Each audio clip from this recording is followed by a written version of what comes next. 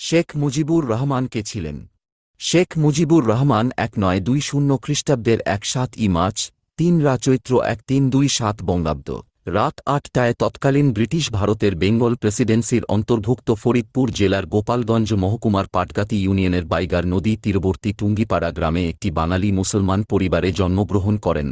তিনি শেখ বংশের গোড়াপত্তনকারী শেখ আওয়াল দরবেশ আলবগদাদি সাহেবের বংশধর। তার বাবা শেখ লুৎফুর রহমান গোপালগঞ্জ দায়রা আদালতের সেরেস্তাদার বা হিসাব সংরক্ষণকারী ছিলেন এবং তার মা সায়রা খাতুন 4 কন্যা এবং 2 পুত্রের মধ্যে তিনি ছিলেন তৃতীয়। শেখ মুজিবুর রহমানের বড় বোনের নাম ফাতেমা বেগম, মেজ বোন আছিয়া বেগম, সেজ বোন হেলেন ও ছোট বোন লাইলি এবং তার ছোট ভাইয়ের নাম শেখ আবু নাসের। তাঁর নসবনামা নিম্নস্বরূপ: শেখ মুজিবুর রহমান ইবনে শেখ লুৎফর রহমান ইবনে শেখ আব্দুল হামিদ ইবনে শেখ মোহাম্মদ জাকের ইবনে শেখ একরামুল্লাহ ইবনে শেখ বোরহানউদ্দিন ইবনে শেখ জান মাহমুদ ইবনে শেখ জহিরুদ্দিন ইবনে শেখ আওয়াল দরবেশ আলবগদাদি। তার নানা শেখ আব্দুল মজিদ তার নামকরণ করেন শেখ মুজিবুর রহমান।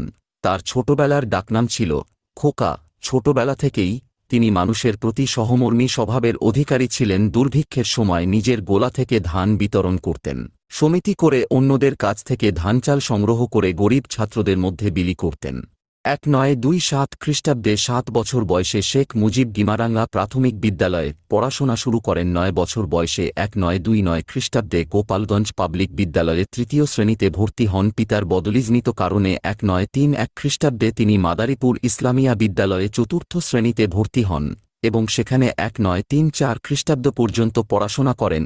1934 খ্রিস্টাব্দে তিনি বেরিবেরি রোগে আক্রান্ত হন এবং তার হৃৎপিণ্ড দুর্বল হয়ে পড়ে। 1936 খ্রিস্টাব্দে তার চোখে গ্লুকোমা ধরা পড়ে ও অস্ত্রোপচার করাতে হয় এবং এ থেকে সম্পূর্ণরূপে আরোগ্যলাভ করতে বেশ সময় লেগেছিল। এ কারণে তিনি 1934 খ্রিস্টাব্দ থেকে 1938 খ্রিস্টাব্দ পর্যন্ত 4 বছর বিদ্যালয়ের পাঠ চালিয়ে যেতে পারেননি। তিনি 1938 খ্রিস্টাব্দে সুস্থ হবার পর গোপালগঞ্জে মাথুরানাথ ইনস্টিটিউট মিশন স্কুলে 7ম শ্রেণীতে ভর্তি হন। এ সময় তার গৃহশিক্ষক ছিলেন ব্রিটিশ বিরোধী আন্দোলনের সক্রিয় কর্মী এবং বহু বছর জেল খাটা কাজী আব্দুল হামিদ মাস্টার নামীয় জনৈক ব্যক্তি। পরবর্তীকালে গোপালগঞ্জ মিশনারি স্কুল থেকে তিনি 1942 খ্রিস্টাব্দে ম্যাট্রিকুলেশন পাশ করেন। 1944 খ্রিস্টাব্দে শেখ মুজিব কলকাতার ইসলামিয়া কলেজ, বর্তমান নাম মৌলানা আজাদ কলেজ থেকে আই.এ. এবং 1947 খ্রিস্টাব্দে ইতিহাস ও রাষ্ট্রবিজ্ঞান বিষয়ে স্নাতক ডিগ্রি লাভ করেন। কলকাতা বিশ্ববিদ্যালয়ের অধিভুক্ত এই কলেজটি তখন বেশ নামকরা ছিল। ইসলামিয়া কলেজে অধ্যয়নকালীন তিনি বেকার হোস্টেলের 2-4 নং কক্ষে থাকতেন।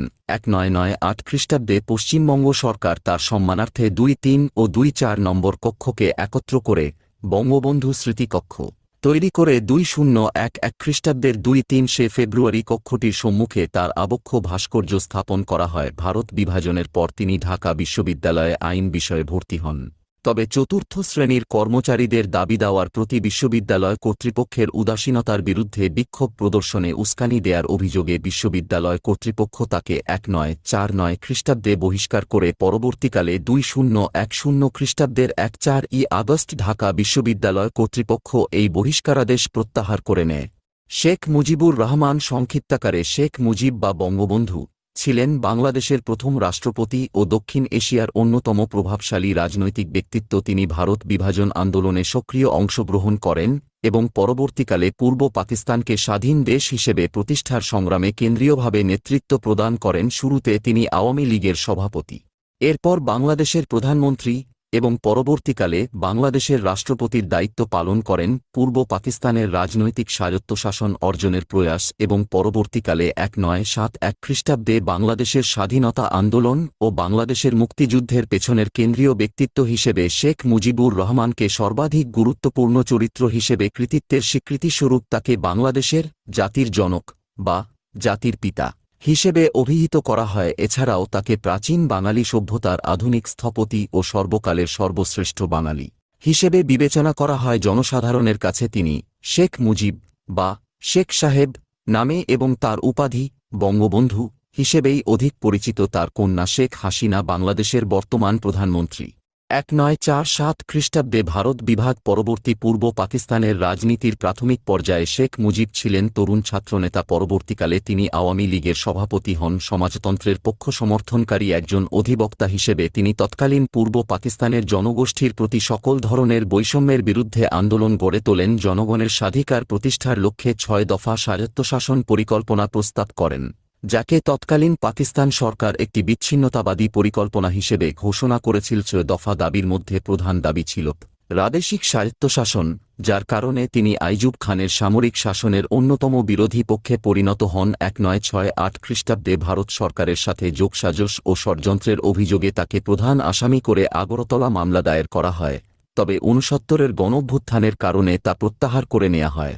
1970 খ্রিস্টাব্দের নির্বাচনে তার নেতৃত্বাধীন আওয়ামী লীগ নিরঙ্কুশ বিজয় অর্জন করা সত্ত্বেও তাকে সরকার গঠনের সুযোগ দেয়া হয়নি। পাকিস্তানের নতুন সরকার গঠন বিষয়ে তৎকালীন রাষ্ট্রপতি ইয়াহিয়া খান এবং পশ্চিম পাকিস্তানের রাজনীতিবিদ জুলফিকার আলী ভুট্টোর সাথে শেখ মুজিবের আলোচনা বিফলে যাওয়ার পর 1971 খ্রিস্টাব্দের 2-5 মার্চ মধ্যরাতে পাকিস্তান সেনাবাহিনী ঢাকা শহরে গণহত্যা চালায়। ফলশ্রুতিতে তিনি বাংলাদেশের স্বাধীনতার ঘোষণা দেন।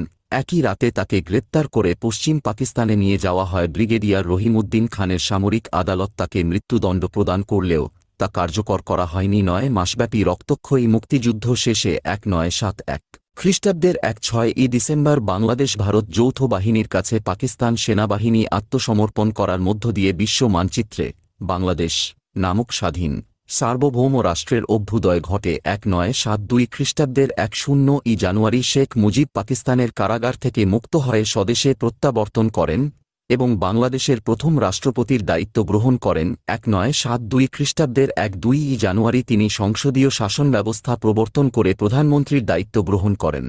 মতাদর্শগতভাবে তিনি বাঙালি জাতীয়তাবাদ, সমাজতন্ত্র, গণতন্ত্র ও ধর্মনিরপেক্ষতায় বিশ্বাসী ছিলেন, যা সম্মিলিতভাবে মুজিববাদ নামে পরিচিত। এগুলোর উপর ভিত্তি করে সংবিধান প্রণয়ন এবং তদানুযায়ী রাষ্ট্র পরিচালনার চেষ্টা সত্ত্বেও তীব্র দারিদ্র্য, বেকারত্ব, সর্বত্র অরাজকতাসহ ব্যাপক দুর্নীতি মোকাবেলায় তিনি কঠিন সময় অতিবাহিত করেন। ক্রমবর্ধমান রাজনৈতিক অস্থিরতা দমনের লক্ষ্যে 1975 খ্রিস্টাব্দে তিনি একদলীয় রাজনৈতিক ব্যবস্থা প্রবর্তন করতে বাধ্য হন। এর 7 মাস পরে 1975 খ্রিস্টাব্দের 5 আগস্ট একদল বিপথগামী সামরিক কর্মকর্তার হাতে তিনি সপরিবারে নিহত হন। 2004 খ্রিস্টাব্দে বিবিসি কর্তৃক পরিচালিত জনমত জরিপে শেখ মুজিবুর রহমান সর্বকালের সর্বশ্রেষ্ঠ বাঙালি হিসেবে নির্বাচিত হন।